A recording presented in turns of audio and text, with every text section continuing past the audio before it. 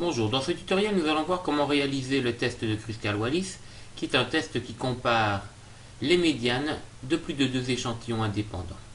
C'est donc une extension du test de Mann-Whitney ou du test de Fisher et Pitman.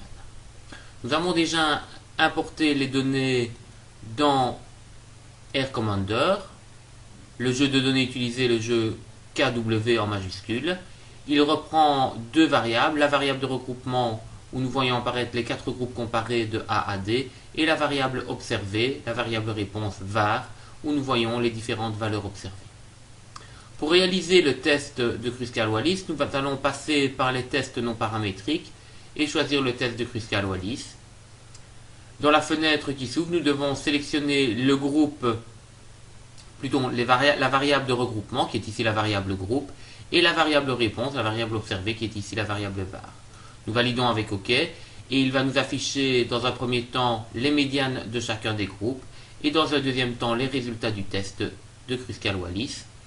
Donc la valeur du chi-carré associé, qui est de 10,5955, le nombre de degrés de liberté, qui est égal au nombre de groupes comparés moins 1, donc ici 4 moins 1, 3, et la valeur P, qui est égale ici à 1,413%, traduisant une différence significative entre les médianes des quatre groupes comparés. Afin de savoir entre quels groupes se manifestent les différences, nous devons réaliser le test de comparaison multiple. Pour cela, nous devons utiliser une fonction qui se trouve dans une librairie particulière, qui est la librairie Coin. Nous allons l'ouvrir et puis réaliser le test de comparaison multiple. Ce test se réalise à partir de la fonction pairwise-wilcox.test. Nous devons lui passer trois quantités. Tout d'abord, la variable observée, qui est la variable var du jeu de données KW, la variable de regroupement, groupe de ce même jeu de données, et la méthode d'ajustement du calcul de P. Nous allons utiliser ici la méthode de Bonferroni. Nous soumettons et nous voyons apparaître ici les résultats. Il précise bien la méthode d'ajustement qui est bien de type Bonferroni, et il donne ici pour chaque groupe les p-values pour les comparaisons multiples.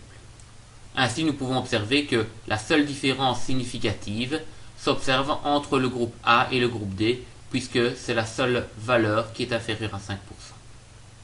Il est intéressant de noter que si nous avions réalisé le test de comparaison multiple sans adaptation de la valeur du P, il nous aurait fait en fait les tests de Mann-Whitney associés à chacun des groupes, et cette fois-ci nous aurions eu peut-être tendance à croire qu'il y avait faussement des différences très significatives entre le groupe A et le groupe D, ou entre le groupe B et le groupe D, ce qui est faux.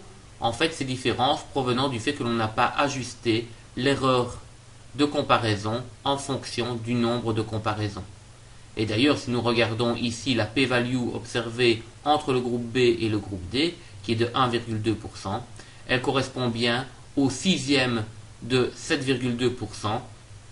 Finalement, nous pouvons visualiser les résultats dans un graphique. Pour cela, il suffit de passer par les graphiques en boîte de dispersion, demander d'afficher cette boîte de dispersion au niveau de la variable observée var et de séparer selon les différents groupes. Nous validons avec OK et nous observons ici maintenant les différents résultats et nous voyons bien effectivement que le groupe D est fortement différent du groupe A, les différentes médianes ici étant comme d'habitude portées par les traits horizontaux plus foncés.